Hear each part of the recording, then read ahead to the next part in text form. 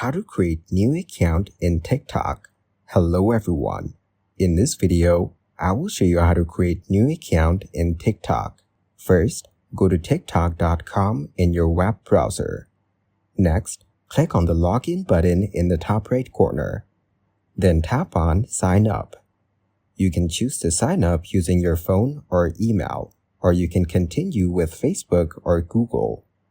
If you use your phone or email, select your birth date, then enter your phone number.